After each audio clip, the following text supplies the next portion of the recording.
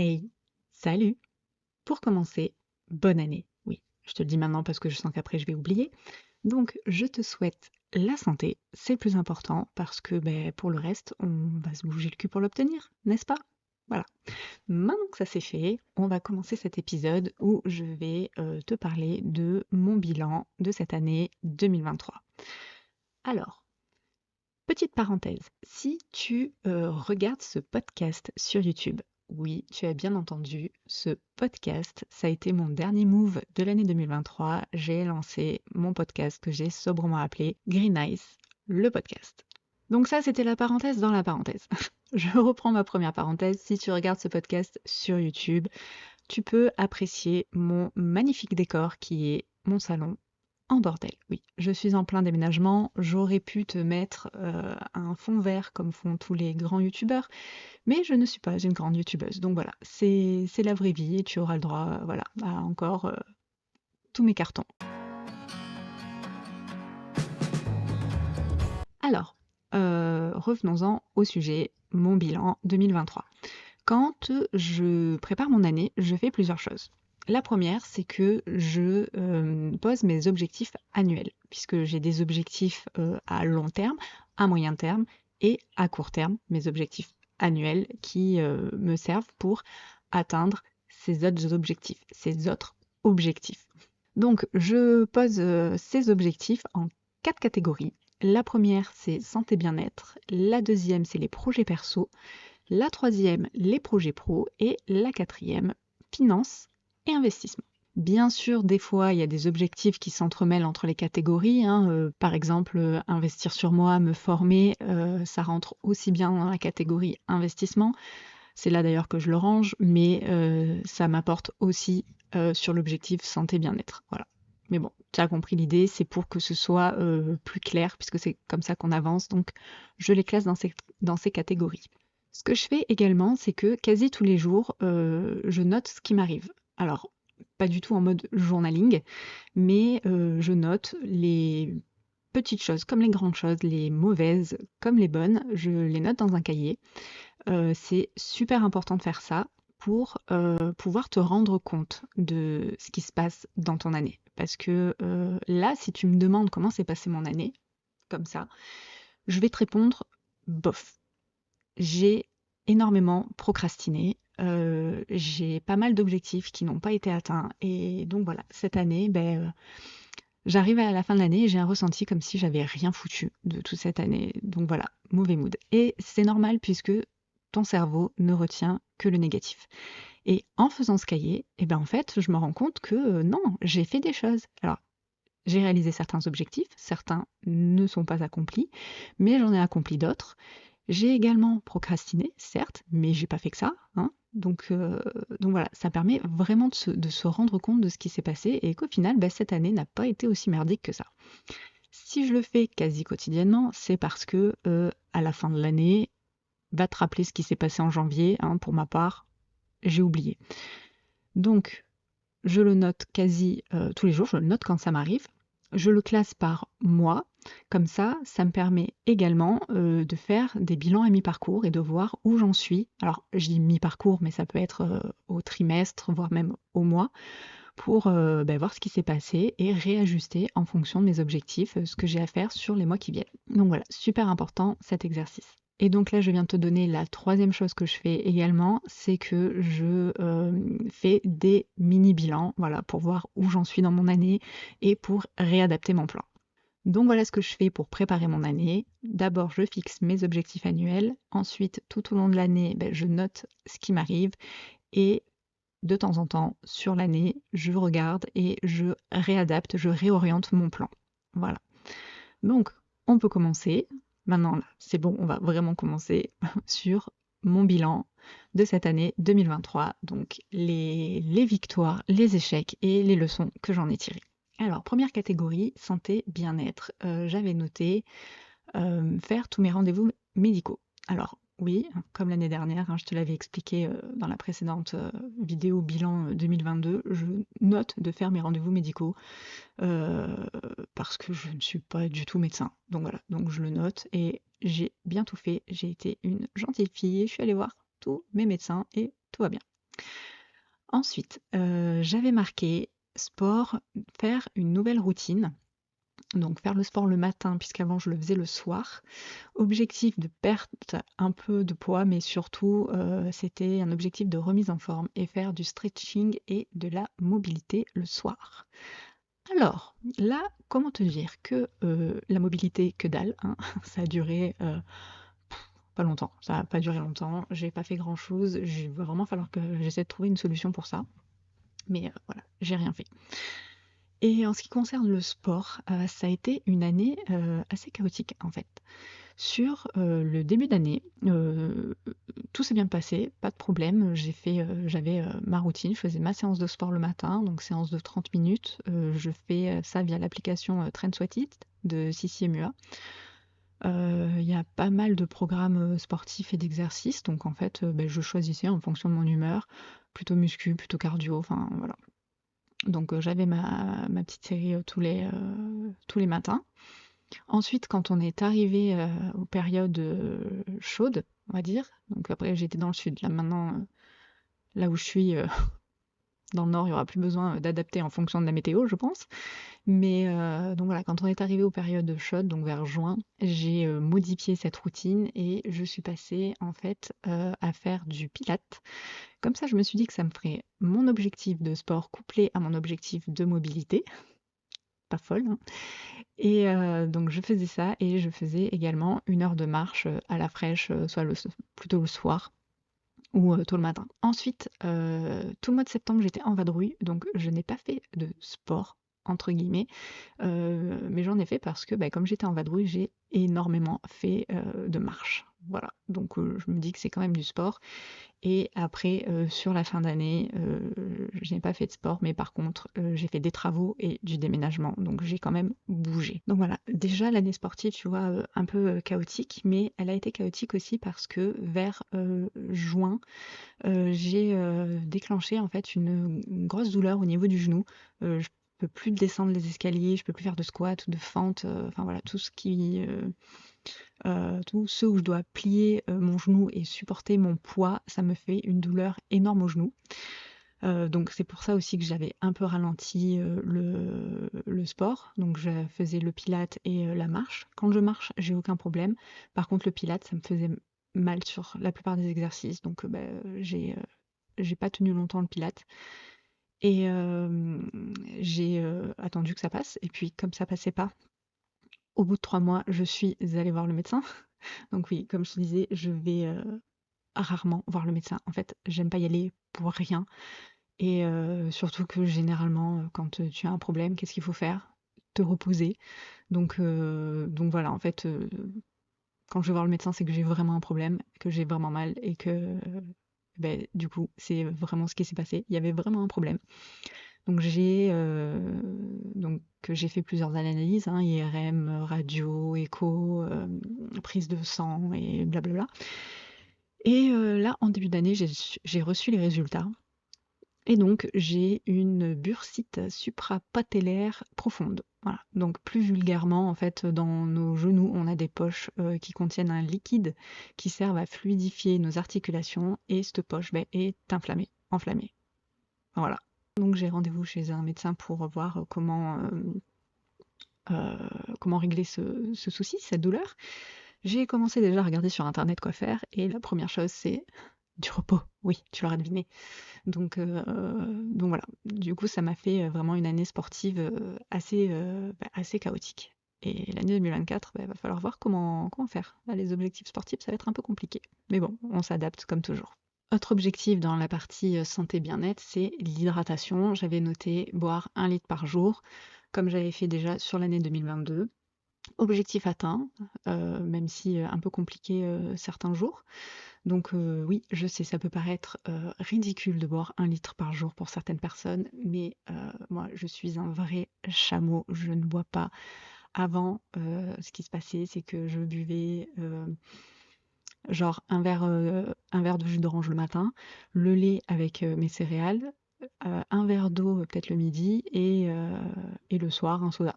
Voilà, c'est tout le liquide que j'avais dans mon corps à la journée. Donc j'ai changé ça, j'ai arrêté les sodas, je suis passée à l'eau, à l'eau plate, ce qui était assez compliqué. Et là maintenant j'y arrive et j'arrive à atteindre le litre d'eau, hein, soyons précis, le litre d'eau par jour. Donc voilà, je suis assez fière de moi. Et d'ailleurs, pour ceux qui sont dans le même cas, parce que je sais que je suis pas la seule à être un vrai chameau, moi, j'utilise l'application Aqualert. Alors, c'est pas du tout sponsorisé, hein, c'est l'application que j'utilise, donc elle est gratuite. Vous avez la version payante, bien sûr, pour pas avoir les publicités, mais la version gratuite fait très bien l'affaire. Et elle fait plusieurs choses. Déjà, vous pouvez traquer ce que vous buvez, donc vous notez à chaque fois que vous buvez n'importe quel liquide, vous pouvez le noter. Elle fait le calcul, c'est-à-dire que quand vous buvez 25 centilitres d'eau, elle vous met 25 centilitres. Si vous buvez 25 centilitres de lait, elle va vous compter que 20 centilitres ou un peu moins, je sais plus. Donc ça, cette partie-là, je l'utilisais au début, maintenant je le fais plus. Mais ce que je fais et ce pourquoi elle me sert encore, c'est qu'en fait, je reçois des notifications. Toutes les 20 minutes, j'ai mon téléphone qui sonne et qui me dit il est l'heure de boire. Voilà, vous pouvez programmer ces notifications. Moi, je les ai mis toutes les 20 minutes parce qu'en fait, j'arrive pas à boire un verre de 20 centilitres à chaque fois qu'on me dit de boire. Donc en fait, voilà, ça sonne tous les 20 minutes et toutes les 20 minutes, hop, je prends mon verre d'eau, je bois deux trois gorgées et du coup, j'arrive sur ma fin de journée à boire un litre. Vous pouvez le mettre toutes les heures, toutes les 2 heures, faites vraiment ce que vous voulez. Et moi, honnêtement, ça m'aide beaucoup et c'est ce qui me permet en fait d'arriver à 1 litre d'eau par jour. Sinon, je passe ma journée à pas boire et, et tout va bien. Donc voilà, objectif hydratation 1 litre par jour, c'est ok. Ensuite, j'avais marqué avoir une bonne alimentation. C'est le dernier objectif, généralement santé bien-être. Bien m'alimenter. Et là, pareil, chaotique. Alors, faut savoir que je n'ai pas d'odorat et du coup pas de goût. Alors, ça n'a rien à voir avec le Covid, hein, j'ai perdu mon odorat quand j'étais petite. Et, euh, et le goût est très lié à l'odorat. Donc moi, c'est assez compliqué de manger. Je me suis adaptée, hein. Tous ceux qui disent «Oh ma pauvre, c'est triste, tout ça», non, parce qu'en fait, pour moi, c'est normal de ne pas avoir de goût. Mais par contre, c'est vrai que c'est compliqué dans le sens où les légumes, c'est chiant à manger, les viandes, pareil, enfin les assaisonnements en fait, je les sens pas vraiment. Donc je prends pas spécialement de plaisir à manger. J'en prends parce que je me suis adaptée et du coup, je fais beaucoup aux textures, aux mélanges sucré-salé. Donc du coup, j'aime bien ce qui croustille, donc c'est pour ça que j'aime beaucoup les céréales, les trucs sucrés, les pâtes, voilà. Mais manger des légumes, c'est pas trop, c'est un peu compliqué. Donc alimentation cette année super chaotique déjà à cause de ce problème et ça, donc je cuisine rarement, je n'ai pas de plaisir à cuisiner. Mais en plus de ça, entre les vacances en Égypte, le road trip dans des hôtels avec des buffets à volonté, comment vous dire que l'année, voilà, c'est objectif pas du tout atteint et pareil, il faudra que je vois ce que je vais noter pour les objectifs 2024 sur ce sujet. Donc voilà, bilan de cette première catégorie mitigée, du coup 50-50, puisque les médecins c'est ok, l'hydratation c'est ok, et le sport et l'alimentation c'est pas du tout ok. Ensuite, deuxième catégorie, les projets perso. Alors, j'avais noté finir la vente de la maison de famille. Et ça, oui, ça a été fait le 7 février, très exactement, après des années de procédure. Donc rien que cet objectif-là, en fait, il compte pour tous les objectifs de toute l'année, de toutes les années précédentes. Ça fait genre plus de 10 ans qu'on voulait vendre cette maison. Elle appartenait à mon père et à mon oncle en indivision. Mon père, ça fait des années qu'il voulait la vendre. Et puis il est décédé en 2019. Avec ma mère, on a hérité de sa part. Et heureusement, mon oncle est décédé l'année d'après, en 2020. Donc oui, je dis heureusement, je ne vais pas développer là, hein, les histoires de famille, vous connaissez. À chaque fois que mon père voulait vendre la maison, eh ben, il faisait tout pour l'emmerder et ne pas le faire, jusqu'à ce que il décède. Et quand mon oncle est décédé, il a légué sa part à un cousin en Italie. Et là, le bordel. Alors pas parce qu'on n'a pas hérité, hein, ça, on s'en fout totalement. Heureusement, le cousin était une bonne personne, mais pas les mêmes lois, pas le même pays, pas la même langue. Et déjà que l'administration en France, c'est compliqué, mais alors là, quand vous vous mêlez avec un autre pays, je vous raconte pas le bordel. Euh, Ça a pris plus d'1 an avant d'arriver à avoir les procurations et autres pour pouvoir vider et s'occuper de la maison, puisque c'était pas nos affaires, du coup on pouvait pas y toucher, donc il nous fallait l'autorisation du cousin pour vider, mettre en vente et s'occuper en fait de cette maison. Donc rien que ça, ça a pris pas mal de temps et on a pu commencer à la vider début 2022. On l'a mis en vente mi-2022, il me semble, et ça a été vendu assez rapidement. On a signé le compromis fin d'année et début d'année 2023, on devait signer la vente définitive. Et là aussi, il y a eu un petit couac. Le notaire des acquéreurs a décrété que la procuration qui a servi pour tout, hein, pour le compromis, même la signature du compromis, voilà, il a décrété que c'était plus valable, qu'il ne prendrait pas le risque, parce que vous comprenez, cette procuration qui a été écrite en français par mon notaire en plus, a été traduite en italien par un traducteur italien, et donc cette personne n'est absolument pas agréée en France et peut avoir menti, floué, arnaqué la France, n'est-ce pas? Donc il faut que ce soit traduit par un traducteur français agréé et que ce soit traduit du coup en italien.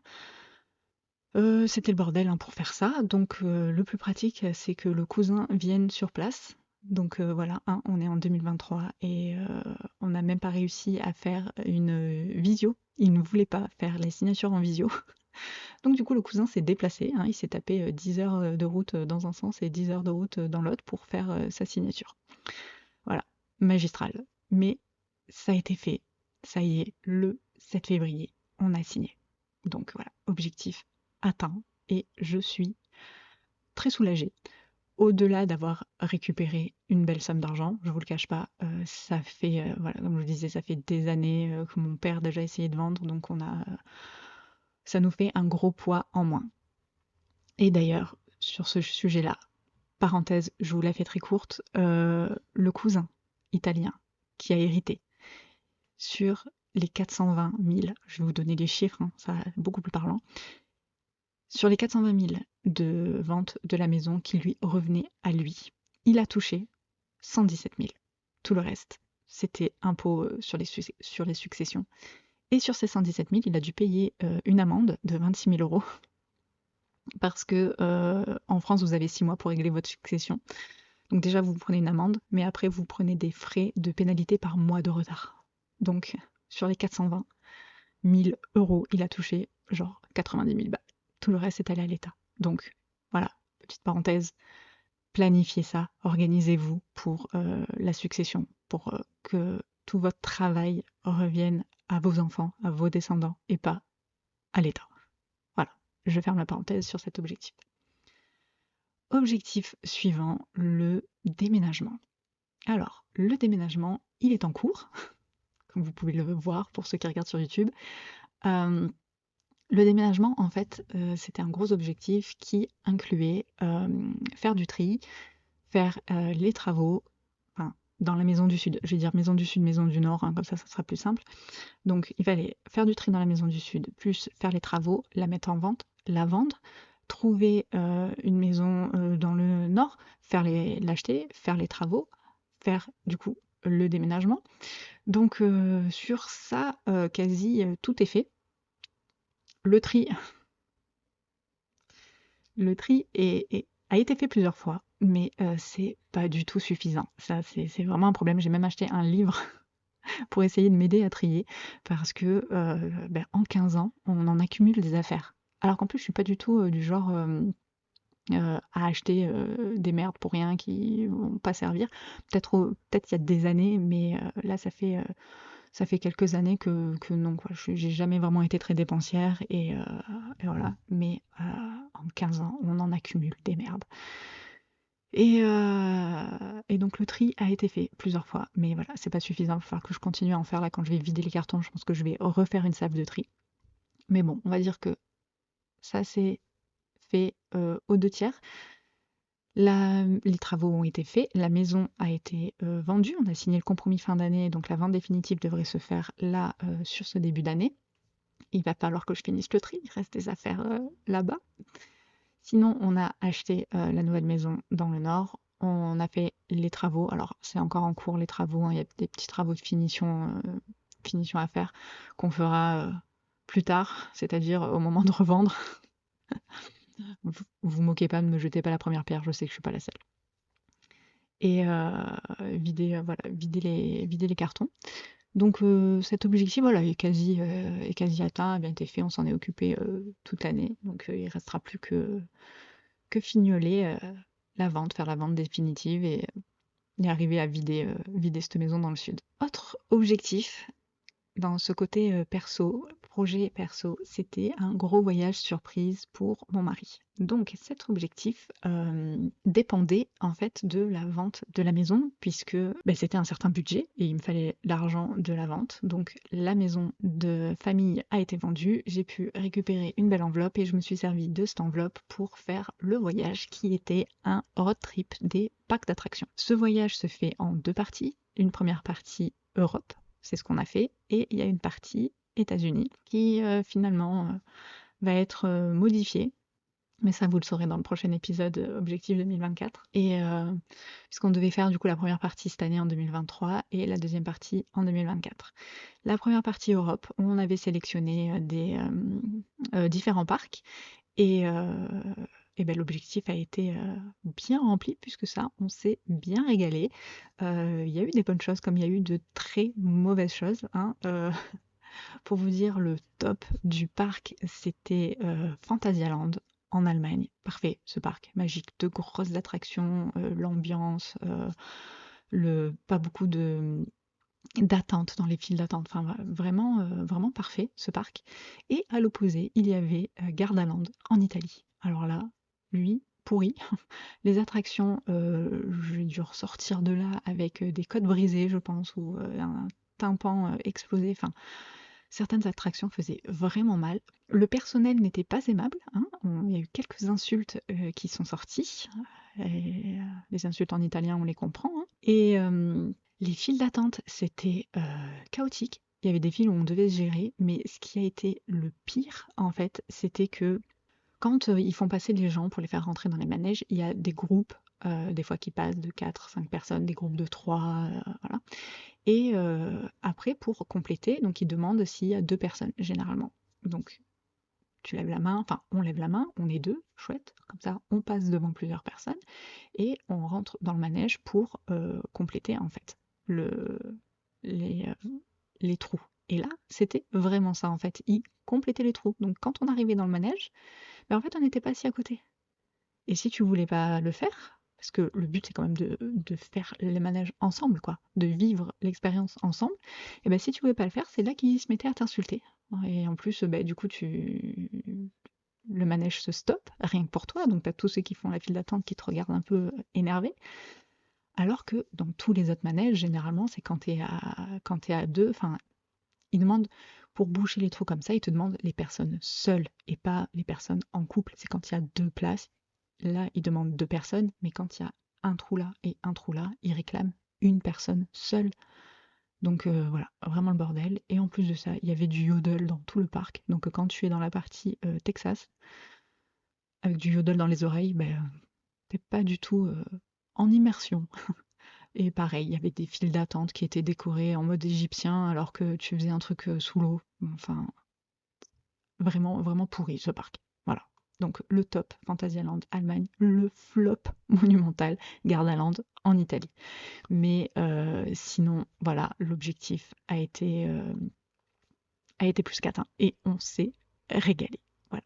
Troisième catégorie, les projets pro. Alors, il y en avait deux. Il y avait reprendre un CDI en fin d'année et professionnaliser les réseaux. Alors, en ce qui concerne le CDI, objectif pas atteint puisque je comptais le reprendre en fin d'année une fois qu'on aurait déménagé. Or, le déménagement est encore en cours là en janvier quand je vous parle.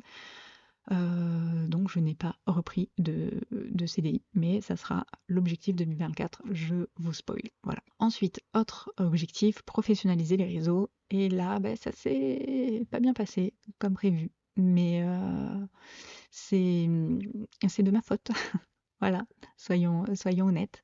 Hem, je voulais faire à la base un épisode spécial, sur mon bilan des réseaux, mais je pense que je vais vous le faire là, même si ça va rallonger cette vidéo qui risque quand même déjà d'être un peu longue, mais je vais vous le faire là. Alors, bilan mitigé parce que les chiffres ne sont pas bons, donc ça c'est la mauvaise partie, mais la bonne partie c'est que, beh, comme pour tout, j'ai appris beaucoup de choses, j'ai fait beaucoup de rencontres, des rencontres très intéressantes et qui me serviront pour, le reste de ma vie, donc voilà, sur cette partie-là, nickel. Par contre, sur les chiffres, c'est pas terrible du tout. Donc pour rappel, je m'étais noté cet objectif puisque je te rappelle, je n'avais pas de CDI sur l'année 2023, donc je me suis dit je vais occuper mon temps à professionnaliser mes réseaux. Bilan très mitigé parce que deux choses. De un, je me suis trop éparpillée. Et deuxième chose, je n'ai pas été régulière. Donc au final, je peux m'en prendre qu'à moi-même si cet objectif n'est pas atteint. Je me suis dispersée sur trop de réseaux et faut savoir que faire ça, d'être sur les réseaux, ça prend un temps de fou, prend un temps de folie et chaque plateforme prend plus ou moins de temps, mais c'est vraiment beaucoup de taf. Et donc du coup, c'est pour ça que je suis un peu déçue du résultat, même si je sais pourquoi ça n'a pas fonctionné. Le moral en prend quand même un coup. Pour être clair, on va faire par plateforme. J'ai essayé TikTok. Alors, TikTok, ça n'a pas du tout pris, mais après, c'était pas un objectif vraiment, comment dire, c'est pas une plateforme que je voulais vraiment approfondir, mais je voulais quand même y aller, voir comment ça se passait, tester un peu des choses. Donc ça prenait du temps également. Et j'ai voulu en fait voilà, tester cette plateforme. Donc au final, c'était un peu le syndrome de l'objet brillant, hein. J'ai vu qu'il se passait pas mal de choses sur TikTok, donc je me suis dit tiens, je vais essayer. Et ça a été ma première dispersion, on va dire ça, plutôt que de me concentrer sur Instagram et YouTube, d'aller voir TikTok, bah, ça m'a fait perdre du temps. Mais je suis quand même contente d'avoir essayé et pourquoi pas plus tard y retourner parce que c'est une plateforme particulière mais intéressante. Pour YouTube, j'ai commencé l'année, les 2 premiers mois à faire 2 vidéos par semaine et après, beh, j'ai pas réussi en fait à tenir le rythme quoi. C'était vraiment, ça prend énormément de temps de faire des vidéos YouTube, surtout quand on ne délègue pas. Ça serait une autre des choses à faire effectivement, déléguer, mais j'en avais pas l'envie ni le budget. Donc j'ai tout fait moi-même et quand on fait tout soi-même, c'est YouTube, c'est vraiment énormément de temps de trouver des idées, de faire le script, de filmer, de monter, de publier, de communiquer, enfin c'est un temps fou. Donc en fait, j'ai pas pu tenir le rythme, mais aussi parce que, bah, j'avais des objectifs plus importants à côté, hein, vendre les maisons.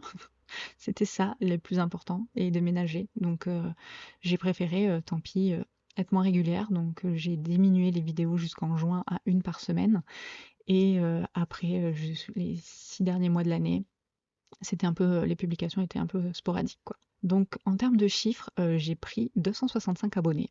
Donc c'est, pas beaucoup pour, tout le travail. Enfin je m'attendais à plus, surtout, avec mes épisodes Parlons diversification puisque, c'est ce que j'ai lancé sur YouTube. En fait, quand je faisais 2 vidéos par semaine, il y avait une vidéo qui était interview avec Parlons diversification et une vidéo un peu plus, facecam comme là, où j'abordais des sujets en lien avec la liberté financière.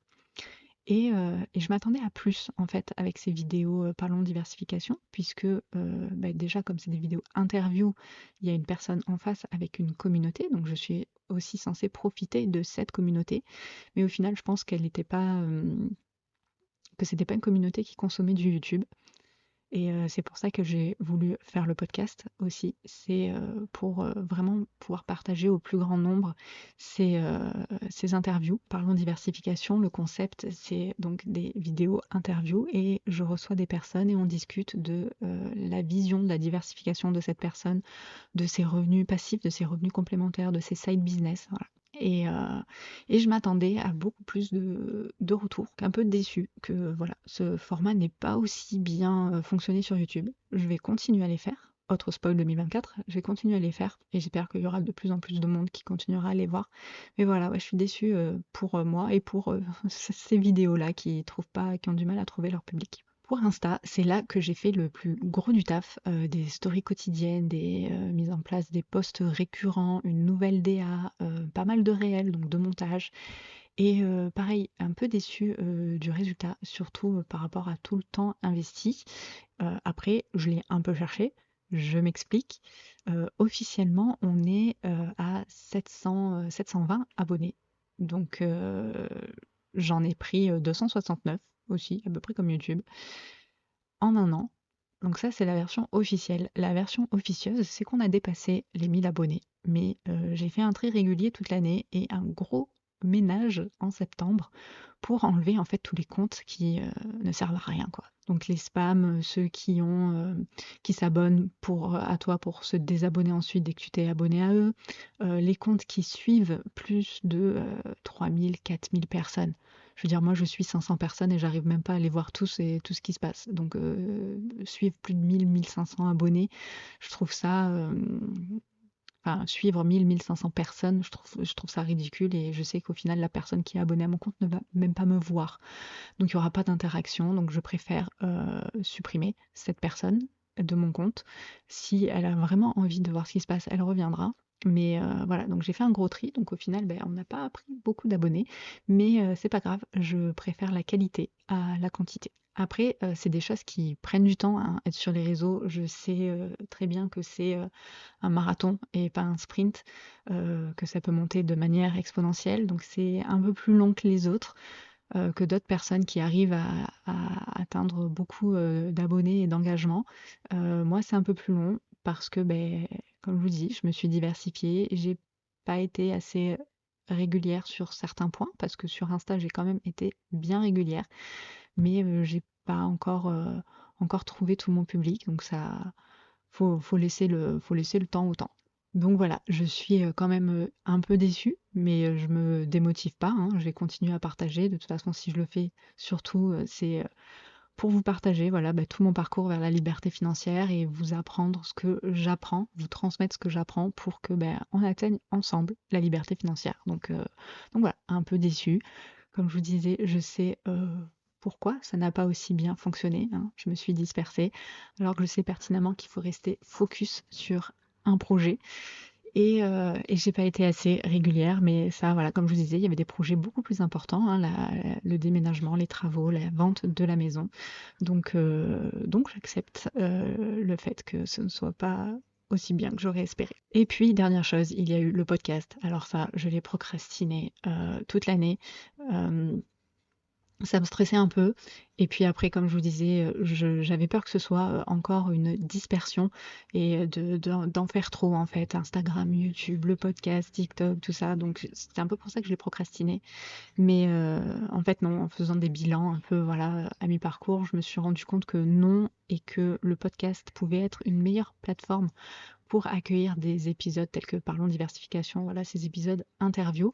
Donc c'est pour ça que j'ai voulu le lancer, sauf que bah, je l'ai procrastiné les trois quarts de l'année. Mais bon, c'est fait, il est lancé, voilà, mon dernier move de l'année 2023. Et, euh, et encore un spoiler, oui, il sera là en 2024. Donc voilà pour le bilan de cet objectif perso professionnalisé, enfin de cet objectif pro, professionnaliser les réseaux. Dernière catégorie, finance et investissement. Alors, cette partie-là, je vais vous la résumer dans le sens où il n'y aura pas de chiffres, parce que ça sera le sujet d'une autre vidéo avec tous les chiffres, comme vous les aimez, comme je les aime. Donc là, je vais juste vous donner ce qui s'est passé. Donc, j'avais marqué investir sur moi. Donc ça, c'est la première partie. Et donc, investir sur moi, il y avait entretenir et développer mon réseau. Ce que j'ai bien fait toute l'année.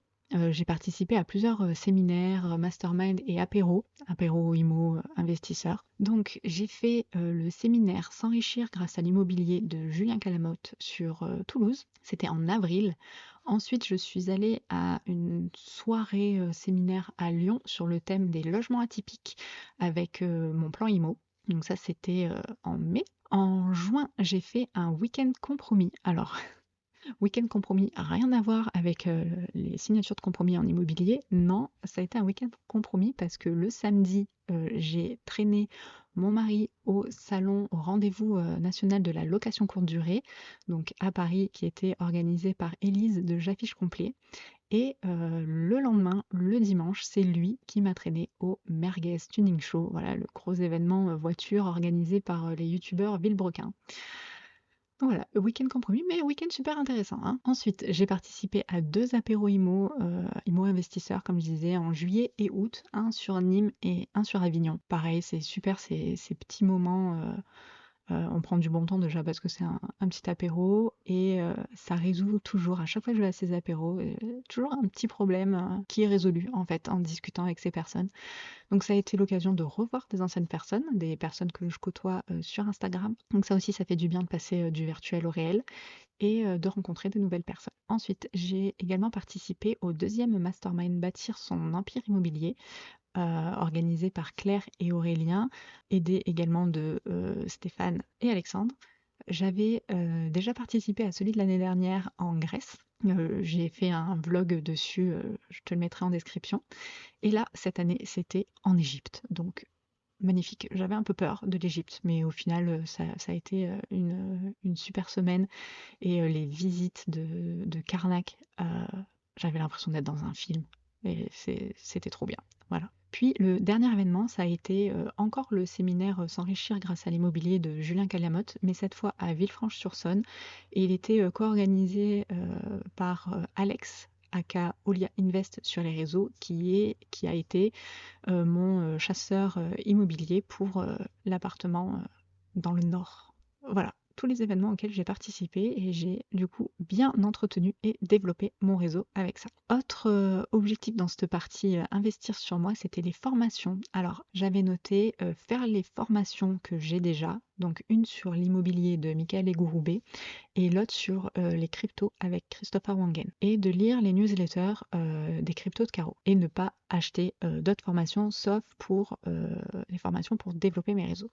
Alors, je n'ai pas fait la formation en IMO que j'avais gagnée à un concours et donc je voulais la faire par curiosité en fait, puisque moi j'avais déjà acheté une formation sur l'immobilier, celle de Julien Loboda, que j'avais faite, qui était très bien, mais je me suis dit, bah tiens, j'ai une nouvelle formation, je vais la regarder, je vais regarder les vidéos, parce que des fois, selon les formateurs, selon leur pédagogie, leur expérience, on apprend d'autres choses et on découvre d'autres choses. Donc par curiosité, je voulais la faire mais j'ai pas eu le temps et j'ai pas voulu prendre de temps pour la faire. Donc je l'ai toujours, elle me servira certainement plus tard, quand j'aurai un peu plus de temps à consacrer à ça. Ensuite, la formation en crypto de Christopher Wangen et lire les newsletters de Caro. Alors en fait, j'ai pas fait du tout la formation de Christopher Wangen sur les cryptos. J'ai acheté la formation des cryptos de Caro et j'ai fait celle-là. Donc, comment te dire que il y a 1000 balles de formation de crypto de Christopher envolées. Euh, mais en fait, en lisant toutes les newsletters des cryptos de Caro, j'ai bien adhéré en fait au personnage, à la manière qu'elle a de vulgariser les choses. Et elle a sorti sa formation en début d'année et du coup, je l'ai acheté, je l'ai faite et j'ai implémenté, je suis passée à l'action. Donc même si ça me fait un peu chier d'avoir payé 1000 balles pour une formation que je n'ai pas faite, mais bon, c'est pas grave, on va dire que je l'ai récupérée avec mon investissement crypto. C'est comme ça, hein, on fait des erreurs. Et j'en reviens d'ailleurs à la pédagogie que je disais quand vous choisissez un formateur. Déjà, quand vous achetez une formation, Hem, déjà faites attention donc à la personne bien sûr qui vous la vend, hein, que ce soit pas un vendeur de rêve et une arnaque, mais aussi, voyez bien, par rapport à la pédagogie et au caractère de ce formateur. Moi je sais que quand j'ai voulu acheter ma première formation en immobilier, j'hésitais entre 2 personnes et en fait la deuxième personne est un très bon formateur également, mais il est trop énergique, on va dire. C'est une grosse énergie à faire tous des punchlines motivation, tout ça. Enfin, je dis pas que les punchlines motivation c'est pas bien, hein, sortez-vous les doigts, tout ça, j'aime bien. Mais moi, quand il y a trop d'énergie, en fait, je me sens agressée et je me bloque. Donc c'est pour ça que j'avais choisi l'autre formation de Julien Loboda qui était plus calme et posé dans la manière de parler. Donc ça, c'est propre à chacun. Ça veut pas dire que l'autre personne est un mauvais formateur et que, vous ne l'appréciez pas. Non, c'est juste que, vos caractères ont un peu du mal à s'accorder et c'est OK. Mais donc du coup, faites bien attention à ça quand, vous choisissez une formation. Alors, ça veut pas dire que Christopher Wangen, ça allait pas puisque, je l'ai quand même acheté, donc c'est que je me suis dit que ça allait aller et qu'en plus de ça, je n'ai pas fait la formation, donc je peux pas vous dire si, on a accroché ou pas ensemble. Mais, je pense que c'est juste le sujet des cryptos qui m'impressionnait beaucoup et du coup, avec Caro, une femme, voilà, qui vulgarise bien, qui a l'air toute gentille, c'est mieux passé en fait que la formation de Christopher. Voilà. Et ensuite, donc, j'avais marqué acheter des formations en lien avec la professionnalisation des réseaux. J'en ai acheté 3 petites. Une sur Instagram via Une com de badass, une pour TikTok avec Mamanpreneur 2.0 et une sur le podcast avec Bye Bye Patron. J'ai pas grand chose à dire en fait. Ces trois formations étaient très bien. J'ai appris des choses, elles m'ont aidé sur des petits points. Voilà. C'est des petites formations et elles m'ont bien servi. Enfin, sur la partie investissement, investir sur moi, j'avais noté lire 12 livres par mois. Alors, j'en ai lu 8. Voilà, donc objectif pas atteint, mais quand même, je lis pas beaucoup, je suis pas une grande lectrice, je lis très lentement. Donc déjà pour moi, avoir lu 8 livres sur l'année, je suis quand même satisfaite. Et puis, j'ai lu pas mal de newsletters et je me dis que une personne qui écrit une newsletter par semaine, à la fin de l'année, ça fait comme si j'avais lu un livre. Donc vu que je suis plusieurs newsletters, j'ai lu plusieurs livres. Voilà. Ensuite, en numéro 2 dans la catégorie finance et investissement, c'était la bourse. J'avais noté continuer mes investissements et pourquoi pas investir en assurance vie. Alors, l'assurance vie, j'ai totalement laissé tomber, j'ai même pas cherché puisque se diversifier, c'est bien, mais il ne faut pas se disperser. Donc je l'ai compris dans la partie investissement, mais je ne sais pas pourquoi je ne l'ai pas faite dans la partie professionnalisation des réseaux. Ma foi. Donc l'assurance vie, j'ai laissé tomber, déjà parce que la diversification c'est bien, mais trop c'est se disperser. Et en plus de ça, pour se diversifier, il faut de l'argent. Et j'en ai pas, ou du moins je préfère me concentrer sur autre chose. Et là, ça a été continuer mes investissements en bourse, puisque en bourse, j'investis sur un PEA et un CTO avec une stratégie d'achat d'actions à dividendes. Et je me suis servi de l'enveloppe que j'ai touchée pour la vente de la maison de famille. J'ai pris une partie que j'ai mis dans la partie bourse. Et donc je suis contente parce que j'ai bien augmenté du coup mon allocation pour la bourse. Ensuite, en 3, j'avais noté m'informer sur la crypto et potentiellement investir. Et donc c'est ce que j'ai fait, hein. J'ai commencé à investir en octobre après avoir fait la formation des cryptos de Caro. Donc j'ai utilisé pareil une partie de mon enveloppe sur de la vente de la maison de famille pour placer mon argent et investir en crypto. Ensuite, en 4, il y avait le crowdfunding immobilier avec Brix et Invest Dubaï, où j'avais dit je laisse en stand-by. Et c'est ce que j'ai fait. Pour Invest Dubaï, j'avais mis 1000 euros dans une villa, donc ça suit son cours, hein. J'attends qu'ils la vendent pour récupérer capital et intérêt et les réinvestir dans autre chose avec eux. Pour Brix, j'avais noté laisser en stand-by, mais en fait, je suis en train de tout revendre. Et d'ailleurs, c'est pas super liquide. Euh, je vends parce qu'en fait, c'est pas le rendement escompté, c'est pas voilà, le rendement auquel j'attendais, je peux faire plus ailleurs.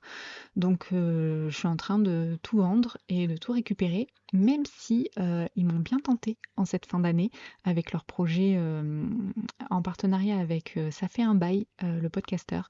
Il a acheté avec son associé un château qui est le château qui a servi, entre autres, pour le film L'homme au masque de fer. Et moi qui suis une grande cinéphile, mon ego aurait bien aimé dire je suis co-châtelaine et en plus de ça, je foule les pas de DiCaprio, Malkovich et autres. Donc voilà. Mais non, ils m'ont tenté, j'ai tenu bon. C'est aussi ça l'investissement, c'est faire ce qu'on dit, faire des choix et s'y tenir. Ensuite, cinquième et dernière catégorie investissement, c'était l'immobilier. Donc j'avais noté revendre RP, donc ma résidence principale, et investir en immobilier locatif en fin d'année. Donc la résidence principale, c'est en cours, hein, je t'en ai déjà parlé, donc j'ai vendu, c'est en cours de vente de celle dans le sud et j'ai acheté ma nouvelle résidence principale dans le nord. Et pour l'investissement locatif, ça sera reporté puisque j'ai pas pu prendre de CDI et j'ai pas eu le temps avec les déménagements, les travaux et autres. Donc voilà, objectif reporté à l'année prochaine. Donc voilà, donc là je t'ai fait mon bilan sur tous les objectifs que j'avais notés et je vais te dire aussi ce que j'ai fait et qui n'était pas noté. On a fait un voyage supplémentaire. En fait, le Fantasyland nous a tellement plu et mon mari a vu qu'il y avait un événement dans ce parc d'attractions, donc à Phantasialand, qui était la Wintertrom, donc Noël dans le parc d'attractions avec les lumières, la musique, le vin chaud, les chocolats chauds, les attractions de nuit. Donc on s'est pris un week-end de 4 jours, un jour pour y aller, un jour pour revenir et 2 jours dans le parc.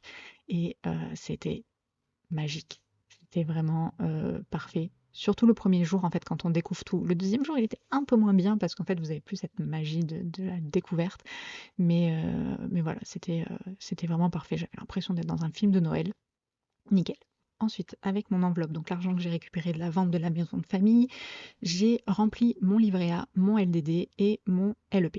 Et avec ça, j'ai fait plus d'intérêt sur mes livrets qu'avec Brix. Donc voilà, c'est petite parenthèse, c'est pour ça que je les revends. Ensuite, j'ai également investi une partie de mon enveloppe sur un projet de marchand de biens via Julien Calamotte et son entreprise. Donc voilà, plutôt que de laisser traîner mon argent sur mon compte courant, je me suis dit qu'il servirait plus à ça, qui travaillerait mieux, puisque de toute façon sur mon compte courant il perd de la valeur, donc voilà, autant l'investir. Donc je l'ai mis dans ce projet de marchand de biens avec Julien qui a encadré ça par un contrat d'emprunt obligataire. Donc une fois que le projet sera terminé, je récupérerai mon capital avec les intérêts. Voilà. Je suis également inscrite sur un site de résumé de livres. Ça s'appelle La Synthèse du succès. Je t'en ai déjà parlé sur la chaîne YouTube et sur Instagram. C'est un ami qui fait ça, Thomas, que j'ai d'ailleurs interviewé pour qu'il te parle de son projet de résumé de livres. Je mettrai sûrement cette interview aussi sur la chaîne de podcast. Donc en fait, ce site internet, ça me permet de lire un peu plus. Parce que comme je te dis, je suis pas une grande lectrice et des fois il y a des livres, ils sont tellement énormes, c'est décourageant. Donc là, en lisant les résumés, au moins ça me permet de lire le livre, de le découvrir. Et des fois, ça me plaît bien, donc je lis le livre en entier. Mais au moins voilà, ça me permet de consommer, de lire plus et d'apprendre plus. J'ai d'ailleurs un code promo si ça t'intéresse, si comme moi tu as du mal à lire ou si tu n'as pas le temps et que tu n'arrives pas à prendre du temps pour lire. Ce code, c'est Green Ice 25 en majuscule tout attaché. Et en toute honnêteté, moi, l'inscription au site m'a été gentiment offerte par Thomas. Et ce code promo est un code affiliation, donc un code win-win-win, comme on aime l'appeler. Donc toi, ça te fait économiser moins 25% sur le forfait annuel. Ces 25%, ils me reviennent. Et Thomas, ça lui fait un client en plus. Et même au-delà de ça, je t'invite juste à aller voir son site internet. Il offre en plus de ça un résumé de livre justement pour que tu puisses découvrir son travail. Donc voilà, n'hésite pas, ça s'appelle La Synthèse du succès et de toute façon, toutes les infos seront en description. Ensuite, je me suis également inscrite au groupe Money Game. Alors là, par contre, j'ai payé, hein, ça m'a coûté 1000 balles pour l'année et ça me donne accès en fait à tout un écosystème. Donc, si tu ne connais pas Money Game, je vais me répéter beaucoup, c'est donc un groupe, un écosystème qui a été créé entre autres par Yann Darwin, c'est le plus connu, ils sont 5 après associés du groupe Green Bull. Et donc, avec cette inscription à Money Game, en fait, c'est vraiment tout un monde. C'est vraiment tout un monde qui s'offre à moi. Donc j'ai accès à des formations sur l'immobilier, donc investissement locatif ou marchand de biens, sur la bourse, la crypto, le trading, la vente sur internet, le mindset, le sport, enfin voilà, beaucoup de formations. Il y a également accès à des mentors, à des coachs. Vous avez des coachings en live. Il y a également l'accès à l'événement qu'ils vont organiser en présentiel. Et vous avez également accès à leurs applications de trading et d'investissement en bourse. Et surtout, vous avez le groupe Facebook Money Game qui en fait regroupe tous les money gamers, donc les personnes qui sont inscrites et qui partagent leurs investissements, leurs trades, ce qu'ils font, leurs problématiques, leurs questionnements. Et vous avez également les coachs qui font partie de ce groupe et les mentors qui partagent, alors qui déjà répondent à vos problématiques, mais en plus de ça, qui partagent ce qu'ils font. Donc Yann Darwin partage son portefeuille bourse, son portefeuille crypto. Après, à vous de le copier ou non. Alors bien sûr, ceci n'est pas un conseil en investissement et bien sûr, tu es une grande personne et tu analyses plutôt que de suivre bêtement ce que la personne fait. tout aussi intelligente qu'elle puisse être, hein. C'est toi qui appuies sur le bouton, donc c'est à toi, c'est de ta propre responsabilité, à toi de faire tes recherches. Et donc voilà, j'ai vraiment accès à tout ce monde-là. Et donc pour 1000 balles par an, je trouve ça très peu cher payé. Et c'est surtout que ça va me servir pour mes objectifs 2024.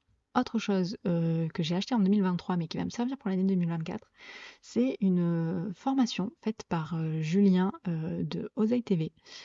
Et là, en te disant ça, je viens de me rendre compte que j'ai un truc moi avec les Juliens, entre Julien Calamotte pour l'investissement clé en main, Julien Loboda pour la formation en immobilier et là Julien de Oseille TV pour une formation sur la vente sur Amazon. Voilà, je t'ai encore spoilé un des objectifs de l'année 2024. Et enfin, dernier truc, je me suis inscrite sur Duolingo pour apprendre à parler anglais. Il était temps. Je ne sais pas si tu connais cette application, elle est pareille, elle est gratuite. Il y a une option payante sans les pubs. Et en fait, voilà, tu peux apprendre différentes langues, dont l'anglais. Tu as des exercices de prononciation, de traduction. Voilà, c'est très ludique, très intéressant. Tu dois le faire en fait tous les jours et tu choisis le temps que tu souhaites y accorder. Donc 5 minutes, 10 minutes, 1 heure. Voilà, c'est toi qui choisis. Et donc, ça y est, je me mets enfin à essayer d'apprendre l'anglais. Donc voilà, je t'en dis pas plus, hein, cette vidéo, je pense, est assez longue. Et je te ferai une autre vidéo bilan sur mes investissements ainsi que la vidéo Objectif 2024. J'espère que cet épisode t'a plu. Si t'es resté jusqu'au bout, merci. Merci beaucoup. Pense à t'abonner, à partager, à liker, à commenter, enfin à faire toutes ces petites choses qui m'aident beaucoup. Ça ne prend pas vraiment beaucoup de temps, c'est gratuit et moi ça soutient vraiment mon travail. Donc voilà, merci à toi. Et puis je te dis à bientôt dans un prochain épisode. Bye. Je reviendrai.